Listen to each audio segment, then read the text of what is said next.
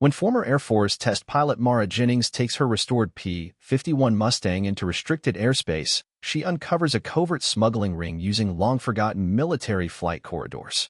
What begins as a gut instinct spirals into a dangerous cat-and-mouse game with Black Ops aircraft and buried secrets tied to her father's legacy. As modern systems fail under digital interference, Mara and her analog warbird become the only ones capable of exposing the truth. Welcome to my channel. You ever hear the old Merlin engine rumble through a canyon and feel like you're flying with ghosts? That's how I always felt taking my old bird out over Clearwater Basin. My name's Mara Jennings. I'm 43 years old, and my heart still beats to the rhythm of propellers spinning at 2,800 RPM. These days, folks call me eccentric. Some even say I've got my head stuck in a forgotten war manual. Maybe that's true, but I come from a bloodline of pilots. My grandfather flew Corsairs over the Pacific. My dad? He flew SR-71s, though most of his missions are still under lock and key. Me? I served as an Air Force test pilot until a busted knee and some brass politics got me grounded. After that, I opened a hangar on the edge of the Mojave near a sleepy airstrip outside of Bishop, California. I restore warbids, real warbids. I'm not talking about spray-painted museum junk. I mean the kind of planes that still have oil-stained logbooks, bullet holes in the airframe, and stories whispered through every seam. My pride and joy is a P-51 Mustang, a meticulous replica of the aircraft my dad flew in covert Gulf missions. Her name's Sierra Echo, SE for short, and I spent 3 years bringing her back from the brink. She's as analog as it gets. No fly-by-wire, no GPS, no computer screens. Just dials, levers, and instinct. Most folks these days wouldn't trust a plane without an autopilot. But me? I trust muscle memory and raw engine growl more than anything silicon has to offer. That's what made SE special. She didn't just fly, she talked to you. You just had to know how to listen. The day things changed started like any other. The Mojave sun painted long shadows across the tarmac, and I was running pre-flight checks. The FAA classified the airspace overhead as restricted, and the new flyboys in their digital helmets didn't like hobbyists poking around. But I wasn't flying for kicks that morning. I was chasing whispers.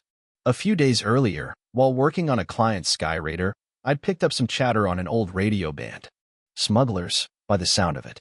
Talking about threading a needle through a narrow flight corridor using ECM, electronic countermeasures, stuff that'd jam modern radar and scramble comms. That alone wouldn't have made me strap in. But they mentioned Grid Zone Echo Bravo 9, just west of the old military proving grounds. And that's where my father's squadron, Phantom Sierra, had flown silent ops no one ever talked about. The words hit me like cold metal. My gut told me something was wrong, deeply wrong. And it was my kind of wrong. Something digital birds couldn't touch. So I climbed into Sierra Echo, strapped in, and spun up the Merlin. There were shook dust from the rafters. I radioed no one. No flight plan. Just the sound of a machine that answered to human hands alone. 15 minutes into the flight, as I cut into the restricted airspace, the inevitable happened. Unidentified aircraft, you are in restricted airspace, came a crackling voice, laced with smug superiority. Lady, this isn't a barnstorming circuit. Turn around before we escort you down. I didn't reply. Just adjusted the trim and kept scanning the terrain below. Canyons cut deep, ancient and quiet. The kind of quiet that makes modern jets uneasy. A second voice chimed in, lighter, laughing. Probably filming some TikTok stunt with her vintage Barbie plane. They had no idea. But I could hear it, the shift, the confusion, when one of them pulled close enough to see the faded insignia beneath my wing. The emblem of Phantom Sierra, half erased by time, but still unmistakable to anyone who knew what they were looking at. The voice that came back? It was different. Hesitant. Control, we need clarification. We've got a possible Sierra mark. Confirming Phantom Sierra insignia on a civilian P-51. Radio silence followed. And I kept flying. The moment that insignia was spotted, everything shifted. Not just in the air, but in the way they spoke to me. The sarcasm in the pilot's voice was gone, replaced with something between caution and disbelief. And if I knew anything from my years in the Air Force, it was this. When even a junior pilot starts asking for confirmation on an insignia that doesn't exist in public records, people in very high places start paying attention. Mustang 1, the controller finally came back, voice tight. Maintain current position. Do not deviate. Await further instructions. I almost smiled. That was code 4. We have no idea what to do with you. The F-22s, yes, they'd swapped in Raptors now, dropped back into a loose formation on my 6 and 5 o'clock. Watching, recording, but not interfering. They weren't there to escort me down anymore. They were there to keep an eye on the anomaly. That anomaly was me.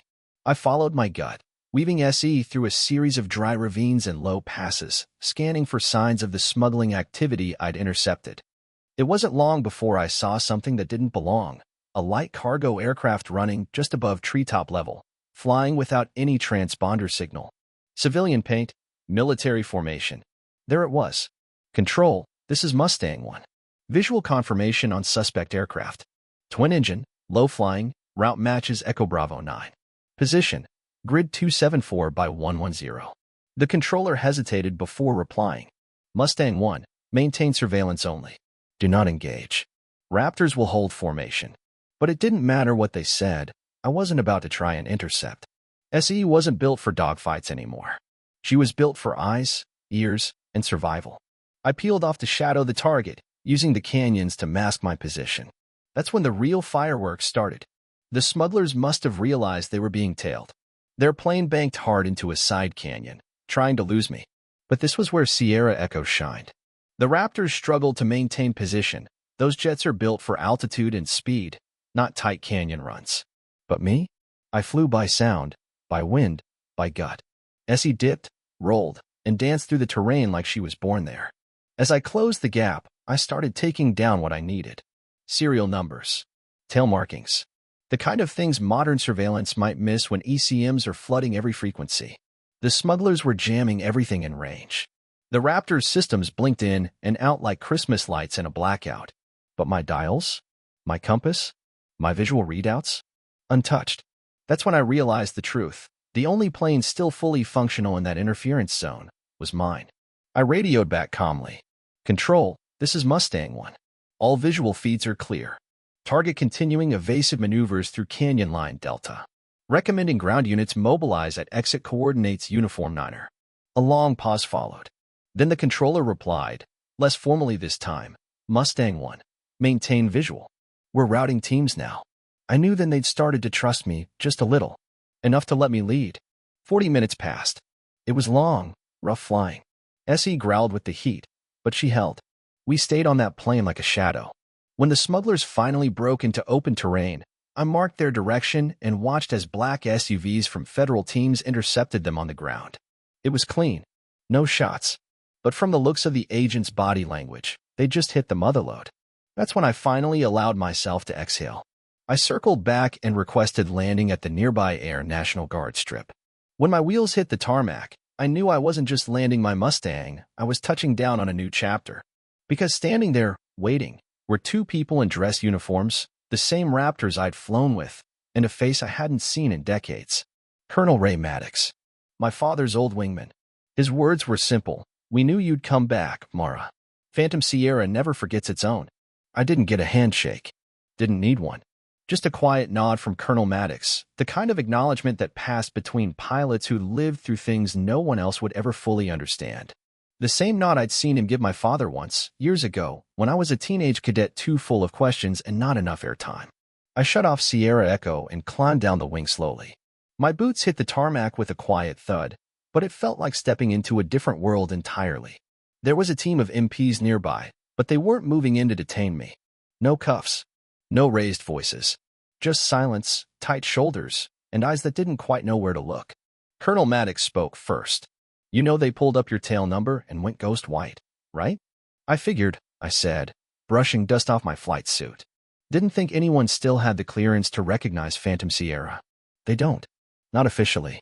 I followed him into the operations building, past curious glances from soldiers who could tell something was up but didn't dare ask what. We entered a debrief room, dimly lit, nothing flashy. Just a long metal table, 2 chairs, and a single-pane mirror that didn't even bother hiding the fact it was one-way glass. I took a seat. The door closed behind us with a click. We're bringing in folks from Joint Intelligence, Maddox said, sliding me a bottle of water. But before they get here, I need to ask, how the hell did you know about the smugglers? I took a long drink, leaned back in the chair, and told him everything. The chatter I'd picked up, the ECM frequencies, the suspicious flight paths. I told him about the air corridor, the jamming, and the gut feeling I couldn't shake. I told him what I saw on that cargo plane, the modified gear, the avoidance patterns, the borderline military discipline and how it flew. He listened without interrupting, arms crossed, jaw tight. I've seen patterns like this before, I added. Back when we ran interference drills in Bahrain. The way those guys flew, they weren't amateurs. Somebody trained them. Maddox looked at me, long and hard. Then, almost as if to himself, he muttered, "Ghost teams." I froze. That program still active? It wasn't supposed to be. He shook his head. But the wrong people got their hands on some of the old protocols. You think you're chasing smugglers, Mara. What you're actually tracking. That's legacy hardware. Repurposed tactics. Someone's dusting off playbooks that should have stayed buried. And they were operating out of Echo Bravo 9, I said. That's Phantom Sierra territory. Exactly, he replied grimly. They didn't just pick that flight corridor at random. They were daring someone like you to come looking. That's when it hit me. They weren't just smuggling. They were testing. Poking the bear. Seeing how far they could push before someone old enough to recognize the signs pushed back. The door opened.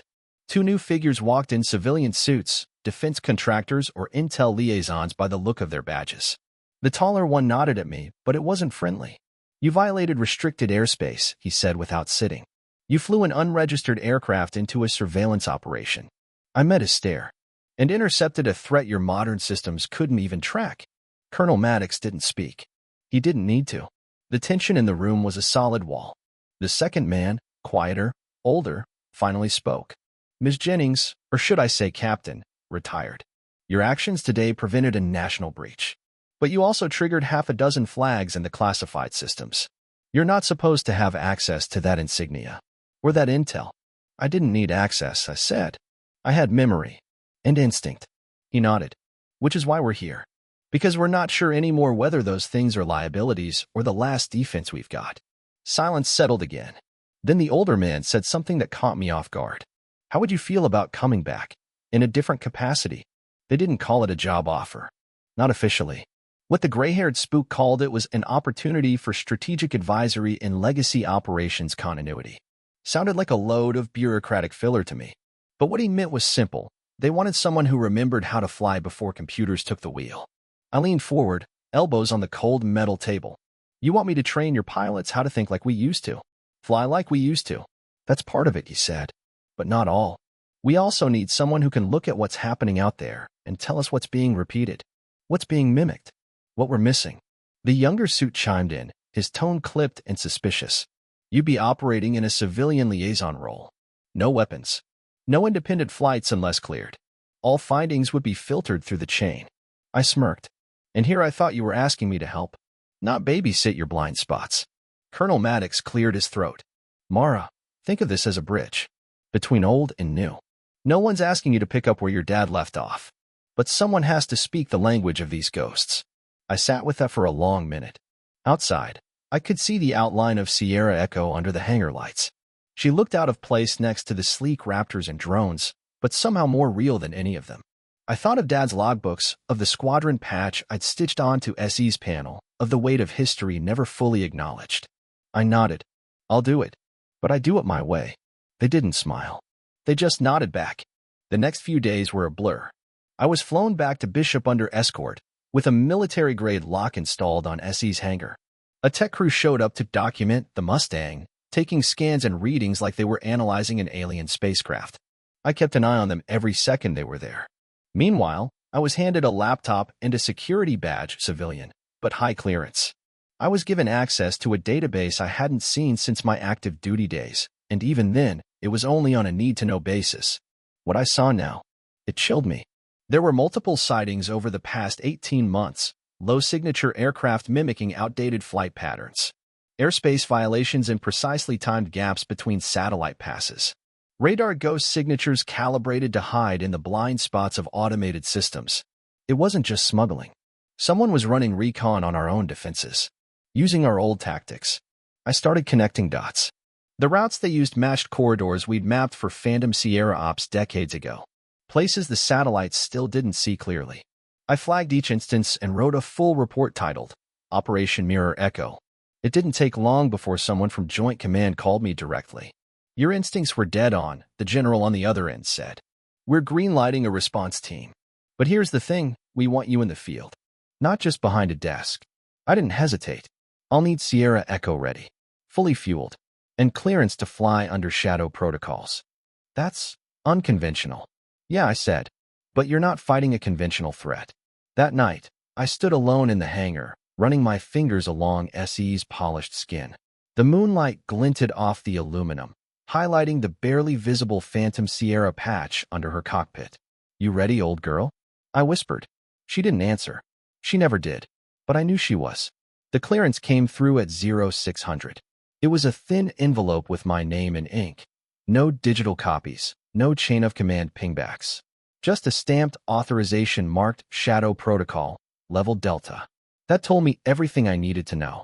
This wasn't above board. It was off-book, but it had teeth. The mission?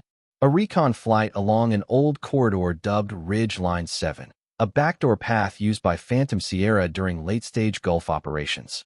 It was chosen because no one was supposed to remember it, but someone had. Multiple heat signatures had pinged along the route 2 nights ago, silent birds slipping past modern radar. My job was to follow the trail, identify the tech, and report findings. No engagement. But I'd packed flares anyway. SE might be a relic, but she could still spit fire when needed. By 0730, I was climbing into Sierra Echo's cockpit. The sun rose over the Mojave like a slow explosion, bleeding orange across the sand. I flicked switches in order, felt the rumble of the engine surge through my boots. That sound, it wasn't noise. It was muscle memory. Tower, this is Mustang 7. Ready to depart. Copy Mustang 7. You are cleared to runway 14. Godspeed, Mara. I throttled up and took off into golden air. The first 20 minutes were calm. Just me and the wind, slicing along dry valleys and arid plateaus. But then, 32 miles northeast of Ridgeline 7, I caught movement. Not on my radar. Mine was analog and blank, but out of the corner of my eye. A dark dot against the canyon wall, vanishing behind a ridge. I banked hard, letting SE do what she was built for.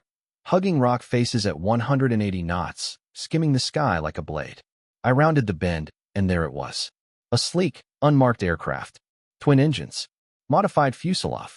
It looked too heavy for its size, which meant reinforced cargo. And it flew like it knew this territory. I fell in behind it, keeping low and quiet. I couldn't risk a direct tail, not yet. I needed a photo. I brought out the old 35mm film camera I kept mounted to SE's dash. Dad's camera, same one he'd used over Mosul. I lined up the shot as the target dipped over a dry riverbed, and clicked. That's when everything went sideways. My headset crackled with an unnatural hiss. Not static, something stranger. A coded burst transmission. Morse. But old Morse, with timing intervals no modern systems would recognize. SE had no digital systems. Nothing for them to hack.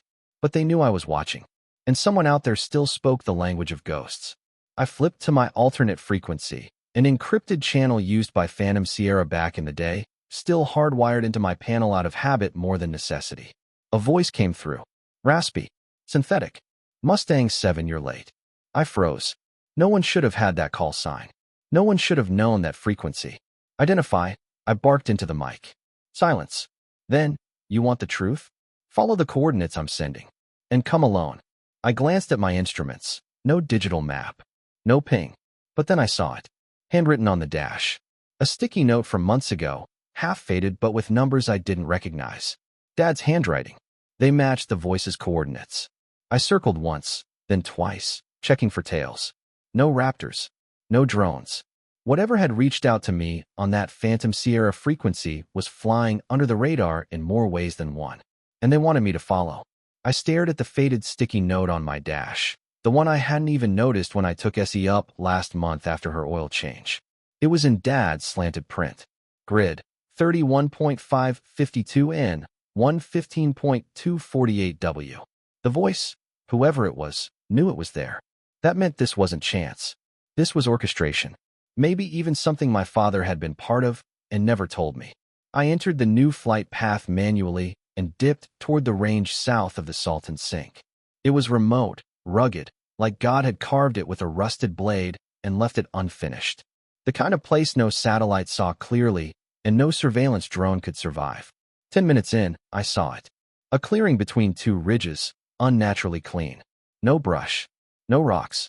Like something had scorched the ground with precision. And there, sitting dead center, was a hangar.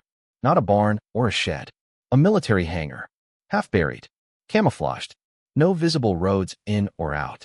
It didn't show up on any of my charts. I dropped altitude, wheels out, touched down on the flat dirt with a thud that sent a shock through SE's airframe. As soon as I killed the engine, I heard it, footsteps. 3 figures emerged from the shadow of the hangar. One wore desert fatigues, but not any current issue I recognized. One had a hooded flight jacket, aviation headset slung around her neck. And the third? My blood ran cold. He stepped forward. Been a long time, kid. It was Ellis Grover. My dad's wingman before Maddox. Disappeared during a mission in '93. Declared Kia. But he wasn't dead. Not even close. Grover. I said, my voice a whisper. What the hell is this? He nodded once. This? This is what your father died protecting. I nearly staggered. My father died in a fuel system failure. No, Grover said. That's what they told you. He motioned for me to follow. Inside the hangar, the temperature dropped and the past came alive. Old warbids in pieces. Blueprints strewn across metal tables. Map projections, flight charts, data logs, all analog. All preserved like some kind of shrine to old world warfare. You're not the first to spot the smuggling ops, Grover said. You're just the first to chase it far enough. I spun on him. So what are you? Off the grid? Rogue? He looked me dead in the eyes. We're not rogue. We're the firewall. The last firewall. The woman with the headset stepped forward. The Pentagon phased out programs like Phantom Sierra. Left holes in the network. Those holes? Somebody's using them. To run ops we can't trace. Carry cargo we can't scan. She pointed at my Mustang through the hangar doors. You flying that bird today? It lit up a dozen ghost satellites we thought had been decommissioned. You woke up a system that was meant to stay buried. I couldn't speak. Couldn't move. This wasn't just about smugglers. This was about systems, old ones, being revived for something much bigger. Grover placed a small envelope in my hand. Your dad knew it was coming. Left this for you. Told me to give it to you only if the echoes ever returned. I opened it. Inside was a single note. If they ever come back, you'll hear them in the wind. Trust SE. Trust your gut. And don't let them erase the truth again. Underneath was a map. My next destination was circled in red. And next to it? A call sign. Ghost Echo 3. I left the hangar at dawn. Didn't sleep. Couldn't. Grover's words spun through my head like SE's prop after engine cutoff. Firewall. Ghost satellites. My father's last message. This was bigger than smuggling. Bigger than me. The envelope he gave me pointed to a decommissioned radar site in western Arizona. A red circle, hand-drawn by my dad. Next to it, Ghost Echo 3. That call sign hadn't been used since the Gulf. I took off at first light, hugging the terrain. No radio chatter, no escort, just me and the mission. 60 minutes in, I picked up the station, a hollow husk of radar dishes and broken fencing. Looked dead, but I knew better. As I circled overhead, I saw movement. 2 trucks. Satellite uplink dishes. Temporary shelters. They were active and hidden in plain sight. I snapped photos. Marked coordinates. Then I saw the flag. Not American. Not even civilian. Corporate. Someone was running black ops under the guise of private contractors. Using Phantom Sierra's ghost corridors to move whatever they wanted without oversight. I radioed it into Maddox on a secure line. Ghost Echo 3 is hot. Repeat. Hostile controlled and active. His voice came back, quiet but sharp. Copy that. Get out clean, Mara. We'll handle the rest. As I turned to leave, a sharp whistle passed SE's canopy. A warning shot. They knew I was here. And they weren't going to let me leave quietly. The second shot came closer, too close. Whoever was on the ground wasn't just warning me anymore. I dropped altitude fast, pulling SE into the canyon cut west of the radar site. Tight walls. Jagged turns. It was suicide in a jet, but SE wasn't a jet. She was born for this. Behind me, 2 dark aircraft lifted from the valley floor, VTOL types, quiet, sleek. Not military issue. Black contract birds. Their speed outmatched mine, but not my turns. SE ducked low, skimming dry riverbeds and dodging boulders like we were tied together. My hands knew her controls better than thought. Left rudder. Aileron twist. Let the wind do half the work. They stayed on me longer than I expected. Whoever they were, They were trained. But they didn't have what I had: instinct, a feel for the air, and a machine built for survival, not speed. I led them into Split Rock Pass, my last card. Narrow, shadowed, twisting like a rattlesnake. One mistake, and your rock paint. SE flew through like she remembered it. Like my father was flying with me. The first pursuer clipped the ridge. Fireball. The second hesitated, just enough. I banked up and out, disappearing into low cloud. Gone. By the time I touched down at a dirt strip 2 counties east, I was running on fumes, fuel, and adrenaline. I called Maddox again. They know, I told him. His answer chilled me. We know, but so do others. Someone's trying to bury this again. Hard. I looked at SE, her wings still humming from the canyon run. If they come, I said, they better bring something real. Because I'm not flying alone. The next 48 hours were a blur. Briefings behind closed doors. Names I hadn't heard since Dad's funeral. Maddox pulled strings to get me in front of defense intel brass. Men with more stars than expressions. They'd reviewed my recon footage. Confirmed the uplink signatures matched dormant Cold War satellites. Ones supposedly destroyed. Someone had repurposed them. Private security firms, Maddox muttered. Hired by our own contractors. They're running shadow supply lines. Illegally. I stared them down. And you're just now acting? The general across the table leaned forward. We're authorizing you to return to the field. SE is cleared. But you're not hunting anymore, Jennings. You're bait. They wanted to draw the network out. Use me, and SE, to trigger a response. Force a confrontation. I nodded. Slowly. Fine. But I picked the route. I picked the time. The plan was simple. Fly a route connected to known smuggler corridors. Signal using an old Phantom Sierra frequency. Wait for a bite. It didn't take long. On approach to Ridgeline 7 again, SE's panel lit up. Not digitally, but with heat. Missile lock. My heart jumped. 3 hostile craft emerged from cloud cover. Mustang 7, divert now. Came an unmarked voice. You've been warned. I keyed the mic. This is Mustang 7. I don't run. The sky lit up with contrails and fire. I threw SE into a hard dive, her frame groaning but holding. My eyes stayed glued to the horizon, searching for the canyon mouth that had saved me before. 2 jets, same black contracts, stayed in pursuit, moving like predators. They wanted this over.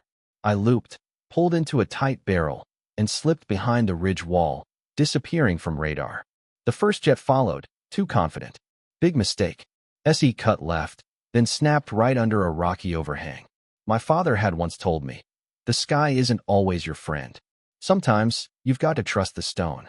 The jet clipped the cliff. 1 down. The second veered up, cautious now. I climbed after it, caught it in a narrow valley with nowhere to turn. And then, just like we planned, 2 Raptors dropped from the clouds behind him, heat seekers armed and eyes hot. Mustang 7, this is Talon flight. We've got your 6. Seconds later, the hostile aircraft vanished in a plume of dust and flame. I pulled back into level flight, breathing hard, heart pounding. SE rattled with exertion, but her engine still hummed true. Back at base, everything changed. The footage was undeniable. The flight logs, the satellite matches, even the intercepted threats. Congress opened a quiet investigation. Names got buried. A few came to light. But more importantly, Phantom Sierra was reinstated. Not as a squadron, as a doctrine. Maddox handed me a new patch. The same Phoenix from SE's panel, this time stitched in bright silver. Underneath it, Legacy Flight Program. You're not a relic, he said. You're the firewall. 6 months later, I stood in a hangar filled with new pilots. Fresh faces, bright eyes. They listened as I showed them the same cockpit my father once flew. Technology can fail, I told them. But instinct, that keeps you alive. SE stood behind me, wings gleaming. Old bird, new fight. And as long as she flew, they'd know one thing. The past never truly dies. It just waits for someone to carry it forward.